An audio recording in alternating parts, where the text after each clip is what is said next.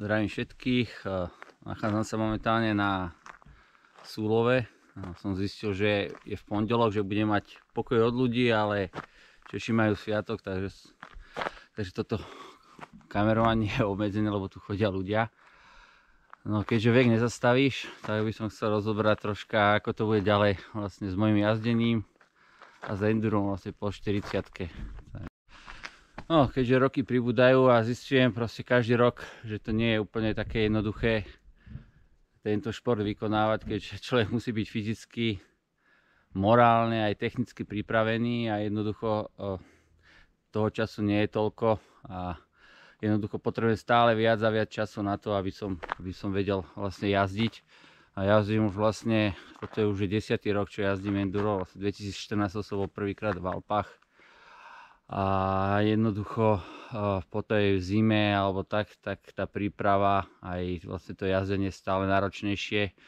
Človek potrebuje proste stále viac a viac času a jednoducho aj moji rovesníci už pomaly odchádzajú, že tých ľudí po tej 40-ke, čo jazdia vlastne takýto šport je menej, lebo jednoducho tam človek riskuje aj to zdravie proste a jednoducho, keď človek nejazdí pravidelne alebo proste sa neudržuje nejako fyzicky aj technicky na tom, tak vlastne môže prísť alebo aj prichádzajú pády. Ja to vidím hlavne po zime, keď po zime vlastne nejazdím a proste vždycky v apríli alebo tak nejaké pády prichádzajú moje. Potom už vlastne cez sezónu, ak sa rozjazdím, tak prakticky nič a môžem si zaklopať, že vlastne nemal som nikdy nejakú vážnu zlomeninu, alebo vôbec som nemal nič zlomené, len niečo narazené za tie roky, tak preto aj vlastne som vydržal jazdiť. Aj neviem ako, že vlastne som mal aj rodinu a po tej rodine proste som sa venoval tomuto športu.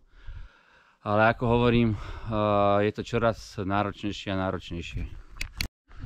Takže by som chcel vedieť, ak je tu niekto taký, jak ja, že ak to zvládate, alebo jak ešte jazdíte po 40-ke, lebo ako ja mám takých favoritov ako Greg Minár, alebo tuto aj z Čech máte Charvat, ktorí jazdia, lenže oni sa venujú tomu prakticky celý život a ešte aj kariérne. Ja musím chodiť do roboty a jednoducho toho času toľko nie je.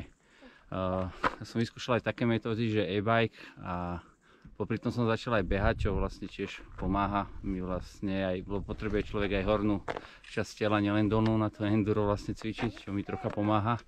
Len stále aj na tom e-bajku proste potrebujete ten čas na to, aby ste mali najazdené kilometre. A u mňa to je tak, že čím menej najazdených kilometrov, tak tým sa cítim vlastne v tých zjazdoch menej komfortne a jednoducho tam hrozí aj riziko pádu a ja mám takú psychiku, že ak by som padol a niečo by som spravil alebo dolámal, tak pravdepodobne už by som na ten bicykel alebo vlastne to enduro vlastne nejazdil. No a jednoducho, keď chce človek tie prírodné veci jazdiť a mať tých aspoň 1500-2000 výškových našlapať, tak jednoducho sa potrebuje tomu minimálne minimálne dvakrát do týždňa venovať, plus proste teraz musíme aj cez zimu niečo robiť a tam je dobrý ten beh vlastne, lebo to vám dáva vlastne málo času, stačí 30 minút behu a máte akože fyzicky vlastne sa ako keby že udržiavate. Takže ja ešte nekončím s jazdením, ale uvidíme, čo prinesú ďalšie roky, lebo hovorím, je to ťažšie, tak by som chcel vedieť názor aj ostatných, že ak to je.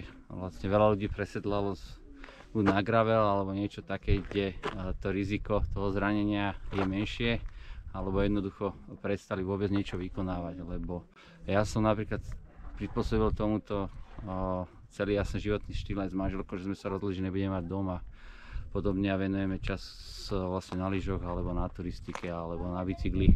Jednoducho človek, keď má milión koníčkov alebo deti, dom, o všetko sa treba proste starať. Vidím to aj na bicykloch, ak máme 5 bicyklov, tak proste stále niečo, nejaký servis, údržba.